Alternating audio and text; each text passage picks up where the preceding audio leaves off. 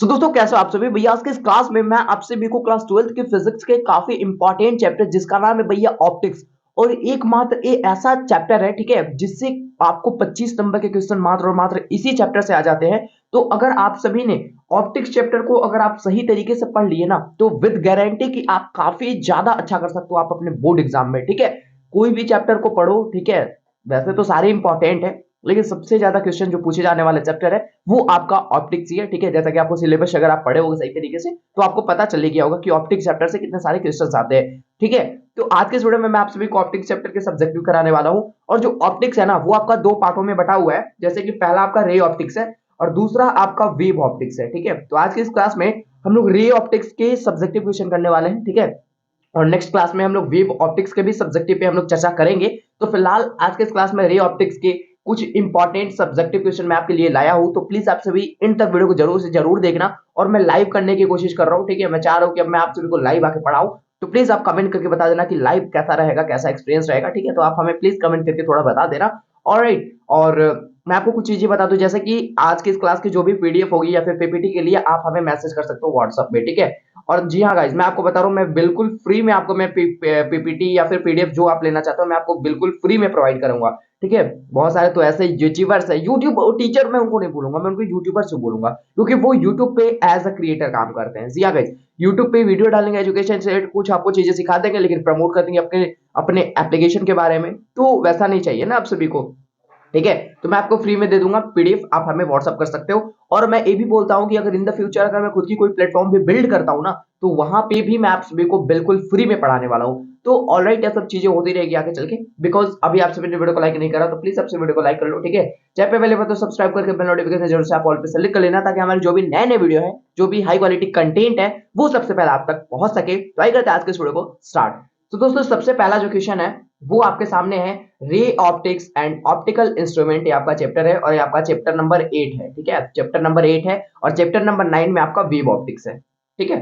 तो प्रकाश के पूर्ण आंतरिक परावर्तन यानी कि टोटल रिफ्लेक्शन, ठीक है, क्या बोला जाता है, टोटल इंटरनल रिफ्लेक्शन, ठीक है, के लिए आवश्यक शर्तों को लिखना है, ठीक है। अब बताओ टोटल, यहाँ पे टोटल इंटरनल रिफ्लेक्शन कब होगा, मैं आपको समझाता हूं, ठीक है। तो यहाँ पे मैं अगर जगह लेना चाहूं तो मैं आपसे थोड़ा सा समय लूंगा और मैं आपको अच्छी तरीके से समझा देने वाला हूं सारी चीजें, ठीक है। सबसे पहले यहाँ पे वैसे तो आवश्यक शर्तें पूछ रहा है, लेकिन मैं आपको टोटल इंटरनल रिफ्रैक्शन जो होता है उसके बारे में अच्छी तरीके से समझा देता हूं, यानी कि पूर्ण आंतरिक परावर्तन के बारे में अच्छी तरीके से समझा देता हूं, फिर आप खुद समझ जाओगे कि इसके लिए आवश्यक शर्त क्या क्या होने वाली है। और ये भी क्वेश्चन आपके बोर्ड एग्जाम में आया है कि टोटल इंटरनल रिफ्लेक्शन यानी कि पूर्ण आंतरिक परावर्तन क्या है, तो आपके लिए बहुत ज्यादा इंपॉर्टेंट टॉपिक है, ठीक है। तो ध्यान से समझना आप सभी, बस यहाँ पे ज्यादा फोकस करना। देखो यहाँ पे मान लो कोई ये हमारा सघन माध्यम है, ठीक है।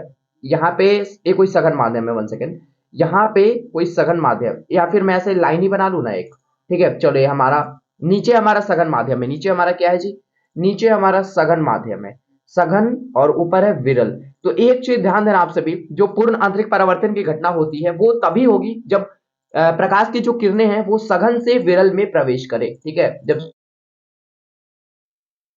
परावर्तन की घटना देखने को मिलेगी। इसमें ऐसा क्या होता है कि आप प्रकाश को डालते हो सघन से विरल में, लेकिन ये जो प्रकाश है ना, सबसे पहले आप बताओ क्रांति कोण आप पढ़े हो, क्रांति कोण क्या होता है। क्रांति कोण वो होता है कि सघन माध्यम के लिए वह आपतन कोण जो कि विरल माध्यम के लिए अपवर्तन को सघन के समकोण के बराबर हो जाता है, ठीक है, समकोण के बराबर, यानी कि इसी लाइन पे प्रकाश किरण निकल जाती है, ये आपका क्रांति कोण कहलाता है। लेकिन जब आप क्रांतिक कोण से अधिक प्रकाश आपतित कराओगे, क्रांतिक कोण से बड़े कोण पे प्रकाश आपतित कराओगे, तो ये जो है ना, ये दूसरे माध्यम में ना जाकर पुनः उसी माध्यम में वापस लौट आती है, और यही जो आपकी घटना है ये आपका पूर्ण आंतरिक परावर्तन कहलाती है।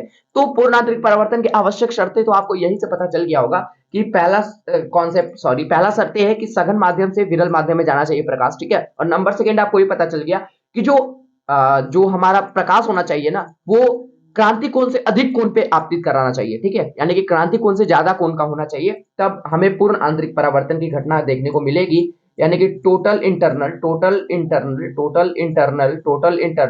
रिफ्लेक्शन आप सभी को देखने को मिलेगा। ऑलराइट, तो यहाँ पे आप आवश्यक शर्तें समझ सकते हो कि आपतन कोण क्रांति कोण से बड़ा होना चाहिए, मैंने आपको अभी बताया, प्रकाश की किरण को सघन माध्यम से विरल माध्यम में प्रवेश करना चाहिए, यानी कि सघन से विरल में जाना चाहिए, ठीक है, सॉरी। तो प्रकाश वर्ष क्या है, अगला क्वेश्चन, प्रकाश वर्ष क्या है, और इससे रिलेटेड कई सारे क्वेश्चन आपके ऑब्जेक्टिव में भी आए हैं, जो कि मैं आपको आज के इस क्लास में बताने वाला हूं। ये जो टॉपिक मैंने उठा के लाया ना, ये टॉपिक बहुत ज्यादा इंपॉर्टेंट है, और ऐसा नहीं कि मैंने टॉपिक लाया तो डिफिनेशन पढ़ के मैं चला जाऊंगा, जी नहीं, समझाऊंगा और उससे रिलेटेड टर्म्स और कंडीशन को भी मैं आपसे बताऊंगा। तो प्लीज आप सभी चैनल को सब्सक्राइब कर लेना, ताकि इस चीज से काफी ज्यादा मोटिवेशन मिलती है मेरे को, ठीक है, और मैं आपके लिए डेली रेगुलर अच्छे अच्छे कंटेंट प्रोवाइड कराते रहता हूँ।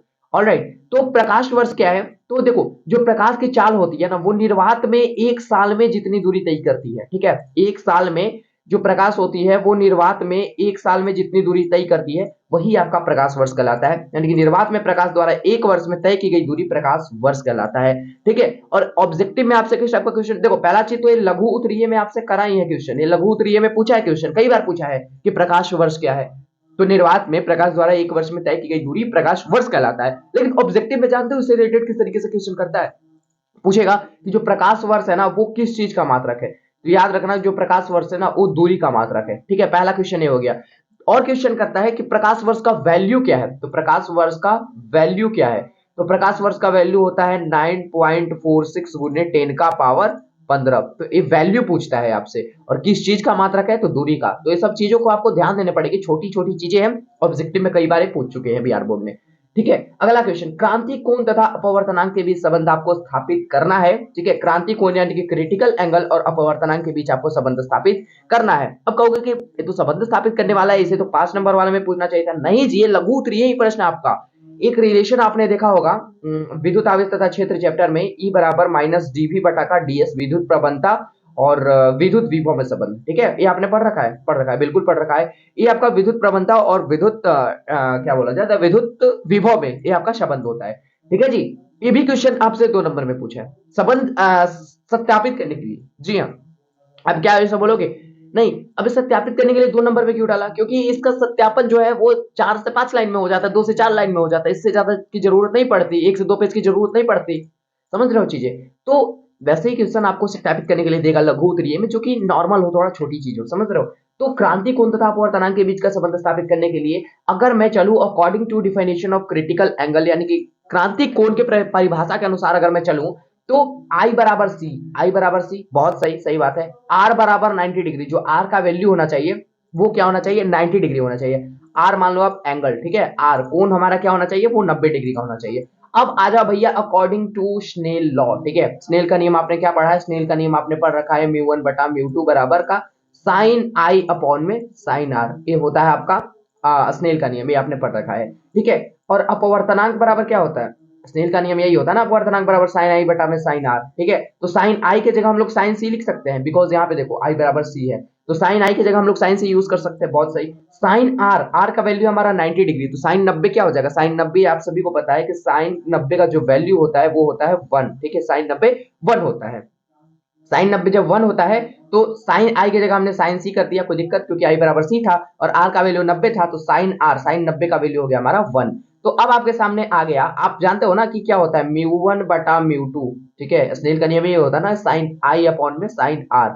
तो ठीक है, साइन आई अपॉन आर के जगह में, साइन आई अपॉन आर के जगह यहाँ पे तो साइन सी हो गया, ठीक है। तो फॉर्मूला आप जानते हो ना, म्यू वन बटा म्यू टू बराबर साइन आई अपॉन में साइन आर होता है, तो यहाँ पे मैंने लिख दिया म्यू वन म्यू टू बराबर का, और बचा हमारा यहाँ पे साइन सी बटा में 1, साइन सी बटा में 1, ठीक है। अब यहाँ पे देखो, यहाँ पे वेयर, यहाँ पे मैं लिखूंगा वेयर, जहां पे म्यू टू म्यू के बराबर है, जो म्यू टू है ना वो म्यू के बराबर है, और जो म्यू वन है वो 1 के बराबर है। तो जब म्यू टू, देखो जब यहाँ पे म्यू टू क्या हो गया, म्यू के बराबर हो गया, और म्यू वन 1 के बराबर, तो 1 बटा का, देखो 1 बटा का म्यू में ऐसे कर सकता हूँ, 1 बटा का म्यू करूंगा और साइन सी बटा में 1 करूंगा, ठीक है। और अगर मैं म्यू का वैल्यू यहाँ से निकालना चाहूँ, जब इसको मैं पलटू तो ये भी पलट जाएगा हमारा, तो ये हो जाएगा म्यू बराबर साइन सी, और यही आपका अपवर्तनांक और क्रिटिकल एंगल के बीच रिलेशन होता है। तो ये आपको याद रखने हैं, एक क्वेश्चन आपको पूरे के पूरे 2 नंबर दिलवाएगा, और ऑप्टिक्स से रिलेटेड बहुत सारे क्वेश्चन करे जाते हैं बिहार बोर्ड में, तो ध्यान देना थोड़ा।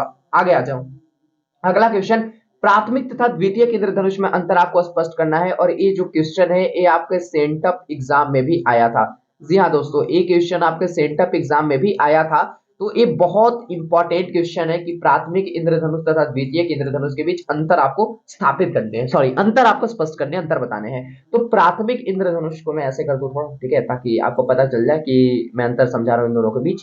ठीक है, देखो प्राथमिक इंद्रधनुष में क्या होता है, यह एक आंतरिक परावर्तन यानी कि एक बार जब टोटल इंटरनल रिफ्लेक्शन होगा तब प्राथमिक इंद्रधनुष बनता है, लेकिन जब दो बार टोटल इंटरनल रिफ्लेक्शन होगा तो द्वितीयक इंद्रधनुष बनता है। ठीक है, और एक चीज, पहला चीज तो ये हो गया कि यह एक आंतरिक परावर्तन के कारण होता है, और जो द्वितीयक इंद्रधनुष होता है वो दो आंतरिक परावर्तन के कारण होता है, राइट। अब प्राथमिक इंद्रधनुष में ना जी लाल रंग ऊपर होता है तथा बैंगनी नीचे होता है। प्राथमिक इंद्रधनुष में देखना चाहोगे लाल रंग ऊपर होगा लेकिन जो बैंगनी रंग होगा वो नीचे होगा। ठीक है, लेकिन इसमें द्वितीयक इंद्रधनुष में बैंगनी रंग आपका ऊपर होगा लेकिन जो लाल रंग है वो सबसे नीचे होगा, और बीच में जो भी 7 कलर होते हैं, सॉरी 2 कलर तो हो गए, बीच में जो भी 5 कलर होंगे वो रहते हैं। समझ रहे हो चीजें। अगला एक और है कि जो प्राथमिक इंद्रधनुष होता है ना वो ज्यादा तीव्र होता है, यानी कि इसमें ज्यादा प्रकाश होती है, ज्यादा चमकीला होता है। कौन? प्राथमिक इंद्रधनुष। ठीक है, और यहाँ पे लिखा हुआ है कि द्वितीयक इंद्रधनुष की अपेक्षा ज्यादा तीव्र होता है। जो प्राथमिक इंद्रधनुष है यह कम तीव्र होता है। ठीक है, तो ज्यादा चमकीला कौन होता है, ज्यादा कौन चमकता है, तो प्राथमिक इंद्रधनुष आपका। ठीक है, प्राइमरी रेनबो, ठीक है, और इसे मैं सेकेंडरी रेनबो बोल सकता हूँ। अगला क्वेश्चन की ओर बढ़ते हैं। खतरे का संकेत लाल की, उसका आंसर तो मैंने नहीं लिखा, बिकॉज आपको तो पता ही होना चाहिए खतरे का संकेत लाल क्यों होता है, क्योंकि जो लाल रंग का जो बिखराव होता है ना जी वो काफी ही ज्यादा होता है। ठीक है, और ये चीज आप एक रिलेशन आप पढ़ रखे हो कि आई बराबर क्या होता है, जो आई यहाँ पे क्या है, बिखराव है, प्रकाश का बिखराव है। आई बराबर होता है 1/λ का घात 4। ठीक है, ये आप पढ़ रखे हो, तो ये सब चीजें आपको पता होनी चाहिए, या फिर आप बचपन से भी पढ़ते आए हो कि जो खतरे का संकेत लाल क्यों होता है, क्योंकि लाल रंग की चमक ज्यादा होती है, लाल रंग की तरंग धैर्य ज्यादा होती है, इसी वजह से खतरे का संकेत लाल होता है, ताकि कोई भी बंदे को देखो जानते हो रेलवे में, अगर मैं बात करूं रेलवे लाइनअप पे ज्यादातर जो लाइट्स लगी होती है वो रेड कलर की क्यों होती है, ताकि कोई भी बंदे को, क्योंकि जो लाल रंग होता है उसका तरंग धैर्य ज्यादा होती है, वो अपने प्रकाश को अधिक फैलाती है। ठीक है, ताकि जो भी बंदा है कितना भी दूर खड़ा हो उसको अच्छी तरीके से स्पष्ट दिख सके वो चीजें। समझ रहे हो। आ गया जो प्रकाशिक तंतु का जो कोर का पदार्थ क्या होता है। सबसे पहले प्रकाशिक तंतु होता क्या है, तो प्रकाशिक तंतु एक ऑप्टिकल फाइबर जिसे इंग्लिश में कहते हैं, तो यह एक ऐसा युक्ति होता है जो कि आपका टोटल इंटरनल रिफ्लेक्शन यानी कि पूर्ण आंतरिक परावर्तन की घटना पे एक काम करता है। ठीक है, इसमें हम लोग क्या करते हैं ना, सिग्नलों को हम लोग फाइल को यहाँ से वहां यानी कि कहीं दूसरे जगह पे ट्रांसफर करते हैं बिना किसी ऊर्जा हास के। ठीक है, बिना एनर्जी, मतलब एनर्जी खत्म नहीं होता है। ठीक है, और हम लोग अच्छी तरीके से कोई भी फाइल हो, डॉक्यूमेंट हो, उसको हम लोग एक जगह से दूसरी जगह पे ट्रांसफर कर देते हैं। ऑलराइट, आगे आ जाओ हम लोग को। लेकिन यहाँ पे क्वेश्चन क्या है कि प्रकाशिक तंतु के कोर का पदार्थ क्या है, यानी कि जो प्रकाशिक तंतु में कुछ कोर होते हैं। अब उस कोर का पदार्थ क्या चीज का बना होता है, जो प्रकाशिक तंतु का कोर होता है वो अच्छे शीशे का बना कार्बन होता है, याद रखना। ये भी क्वेश्चन बहुत ज्यादा इंपॉर्टेंट है, भी आपके एक बस आप इतना लिख दोगे तो आपको 2 नंबर मिल जाएंगे। जी हाँ दोस्तों, तो इजी है यार, नॉर्मल है, बस आप सही तरीके से तैयारी कर रहे हो ना तो कोई दिक्कत नहीं होने वाली, चाहे आप कुछ भी करो कोई दिक्कत नहीं होने वाली, लेकिन हाँ पढ़ाई करते रहो जी। तो प्रकाशिक तंतु के जो कोर है वो अच्छे शीशे का बना होता है। 7वां क्वेश्चन की ओर मैं बढ़ जाऊं। दो लेंसों की क्षमताएं +12D एवं -2D है, इन्हें संपर्क में समकक्षीय रूप में रखने पर संयोग की फोकस दूरी क्या होगी। तो यहाँ पे सबसे पहले हम लोग क्षमता निकाल लेंगे, तो क्षमता निकालने के लिए क्या होता है, P1 जोड़ में P2। ठीक है, अब P1 जोड़ में P2 करेंगे तो हमारा यहाँ पे 12D में अगर हम +2D जोड़ेंगे तो यहाँ पे तो माइनस हो जाएगा, तो 12D माइनस का 2D अगर मैं करूँ तो 10 डायोप्टर हमारा आ जाएगा यहाँ से, जो भी हमारा क्षमता है। ठीक है, यानी कि संकाय की जो क्षमता है वो 10D आ जाएगी। ऑलराइट, और यहां से अब हमको चाहिए फोकस दूरी। अब फोकस दूरी निकालने के लिए हम यहाँ पे 1/10 यानी कि 10 डायोप्टर को यहाँ ला देंगे, 100 से इंटू कर देंगे, कट के हमारा आ जाएगा 10। ठीक है, तो 10 डायोप्टर हमारा यहाँ से आंसर हो जाएगा। बस एक क्वेश्चन देखो, क्रांतिक कोण को परिभाषित करें तथा इसकी आवश्यक शर्तों को लिखें। अभी मैंने आपको कुछ टाइम पहले जस्ट बताया कि यदि हम सघन माध्यम के लिए वह आपतन कोण, ठीक है, जो कि जो कि विरल माध्यम के लिए अपवर्तन कोण जो होता है वो समकोण के बराबर हो जाता है। यानी कि सघन माध्यम, ये हमारा सघन माध्यम है मानो, और ये हमारा विरल माध्यम, तो सघन माध्यम के लिए वह आपतन कोण जो कि विरल माध्यम के लिए अपवर्तन कोण समकोण के बराबर हो जाता है। ये जो हमारा घटना है, ये जो कोण यहाँ पे जो बनता है ना, ये आपका क्रांतिक कोण कहलाता है। तो सघन माध्यम का वह आपतन कोण जिसके लिए विरल माध्यम में अपवर्तन कोण समकोण के बराबर हो जाता है, क्रांतिक कोण कहलाता है। ठीक है जी, इसके लिए भी आवश्यक शर्तें 2 होती है। पहला कि प्रकाश की किरण को सघन माध्यम से विरल माध्यम में जाना चाहिए, बहुत सही। अपवर्तन कोण 90 डिग्री होना चाहिए, यहाँ पे पढ़ रहे हो ना, अपवर्तन कोण समकोण के बराबर होना चाहिए, तो वही चीज अपवर्तन कोण क्या होना चाहिए, 90 डिग्री होना चाहिए। ठीक है, और क्वेश्चन है कुछ, जैसे कि माध्यम के अपवर्तनांक से आप क्या समझते हैं? तो माध्यम का अपवर्तनांक आप सभी काम जानते हो क्या, कि वो प्रकाश की चाल को बताता है, प्रकाश की चाल को बताता है, प्रकाश के वेग को बताता है। ठीक है, कोई भी माध्यम में कितना चाल है, वो पहले माध्यम में था उसमें कितना चाल था, उसके गुना कम हुआ या फिर बढ़ा, यही बताता है अपवर्तनांक। तो किसी माध्यम का अपवर्तनांक वह संख्या है जो किसी माध्यम में प्रकाश की चाल किसी दूसरे माध्यम में प्रकाश की चाल की अपेक्षा कितना गुना कम या अधिक है, ये आपका अपवर्तनांक कहलाता है। जैसे कि समझो यहाँ पे, ठीक है, यहाँ पे हमारा कोई विरल माध्यम है, ठीक है, विरल माध्यम है, ये हमारा कोई सघन माध्यम है। यहाँ पे ले लो, ये हमारा हवा है, ठीक है, वायु है, और ये हमारा कांच है। जब ये हवा से कांच में आ रहा है ना, तो जरूर ना इसकी, जरूर यहाँ पे सबसे पहले तो आपको पता है ना कि सबसे पहले मान लो अगर मैं यहाँ पे अभिलंब बना दूं, तो ये क्या होगा, अभिलंब से दूर हटेगा या फिर पास आएगा। एक्चुअल में तो इसे ऐसे या था ऐसे जान जाना चाहिए, लेकिन ये विरल से सघन में आ रहा है, तो अभिलंब की ओर थोड़ा ये मुड़ जाएगा, अभिलंब की ओर थोड़ा ये मुड़ जाएगा। अब चीजें यहाँ पे समझो, यहाँ पे हमारा हो गया साइन आई, यहाँ पे हो गया हमारा एंगल आर। यहाँ पे चीजें समझो जो मैं आपको अभी बताने जा रहा हूँ, जो अपवर्तनांक होता है। अच्छा, यहाँ पे प्रकाश की चाल कुछ और होगी, यहाँ पे कांच में आने के बाद इसकी प्रकाश की चाल चाहे तो कम हो गई होगी या फिर ज्यादा। प्रकाश की चाल में तो कमी आएगी ही, जब एक माध्यम से किसी दूसरे माध्यम में जाएगी तो प्रकाश की चाल में तो कमी या फिर वृद्धि कुछ तो होगी ना, ऐसा कुछ समझ रहे हो, यानी कि परिवर्तन मैं कह सकता हूँ, चाल में परिवर्तन होगी, बिल्कुल होगी। अब यहाँ पे एक चीज आप समझो, जब प्रकाश की चाल में परिवर्तन होगी, तो यही जो आपका अपवर्तनांक है ना, बस यही चीज को बताता है, ठीक है, अपवर्तनांक यही चीज को बताता है कि किसी माध्यम में प्रकाश की चाल किसी दूसरे माध्यम की अपेक्षा कितनी गुना कम या फिर ज्यादा है। अपवर्तनांक यही बताता है कि पहले इसका चाल कितना था और अब इसका चाल कितना है, ठीक है, बढ़ा है कितना गुना, बढ़ा है कितना गुना, घटा है, यही बताता है आपका अपवर्तनांक। समझ गए? बहुत इजी कॉन्सेप्ट है यार ये सब। किसी माध्यम का अपवर्तनांक वह संख्या है जो किसी माध्यम में प्रकाश की चाल किसी दूसरे माध्यम में प्रकाश की चाल की अपेक्षा कितना गुना कम या अधिक है, अपवर्तनांक आपका कहलाता है। प्रकाश के वर्ण विक्षेपण को आपको समझाना है, पहले मैं आपको इधर आ जाऊं, मैं आपको समझा देता हूं प्रकाश का वर्ण विक्षेपण क्या होता है, ध्यान से समझना। देखो, प्रकाश जब श्वेत प्रकाश के किरण को जब श्वेत प्रकाश के किरण को किसी पारदर्शी प्रिज्म से आप गुजारते हो, ठीक है, चलो यहाँ पे मैं, ठीक है, श्वेत प्रकाश की किरण ले लेता हूं। जब श्वेत प्रकाश की किरण को जब आप किसी पारदर्शी प्रिज्म से गुजारते हो, किसी पारदर्शी प्रिज्म से गुजारते हो, तो जानते हो क्या होता है, तो जानते हो क्या होता है, ये अपने अवयवी रंगों में विभक्त हो जाता है, ये अपने जो भी इसके 7 कलर होते हैं उसमें विभक्त हो जाता है। तो यही जो घटना है ना, ये जो घटना है ये आपका वर्ण विक्षेपण कहलाती है, वर्ण विक्षेपण कहलाती है, सॉरी, वर्ण विक्षेपण, ये जो आपकी घटना है वो आपकी वर्ण विक्षेपण कहलाती है। तो प्रकाश के वर्ण विक्षेपण को समझाइए। तो जब श्वेत प्रकाश किरण किसी पारदर्शी प्रिज्म से टकराता है या फिर किसी पारदर्शी प्रिज्म में हम लोग आपतित कराते हैं, तो प्रकाश अपने अवयवी रंगों में क्या हो जाता है, विभक्त हो जाता है। विभक्त मतलब होता है बटना, ठीक है, और ये जो घटना है वो आपका प्रकाश का वर्ण विक्षेपण कहलाती है। और आज के इस क्लास में मैंने आपको इन 10 सब्जेक्टिव क्वेश्चन कराए, और इस 10 सब्जेक्टिव क्वेश्चन के अलावा मैं आपको कुछ और चीजें बता दूं इंपॉर्टेंट, जो से आपके ऑब्जेक्टिव में पूछता है, ठीक है। तो वर्ण विक्षेपण सब सारी चीजों को समझ के, हाँ देखो, ये जो प्रकाश वर्ष था ना, ये बहुत ज्यादा इंपॉर्टेंट था आपके लिए, ठीक है, प्रकाश वर्ष।